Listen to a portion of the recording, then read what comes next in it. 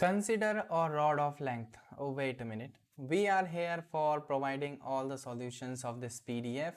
If you need answer of this PDF, so you can contact us on our WhatsApp. This is the MPN001 code, and we provide all the solution on your WhatsApp within a day. And if you need answers, so you can contact us without any delay.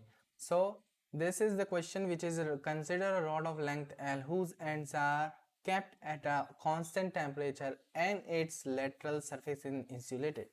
The heat flow is described by the 1D heat diffusion equation subject to the condition F0T equal to FLT equal to 0 for T is greater than 0.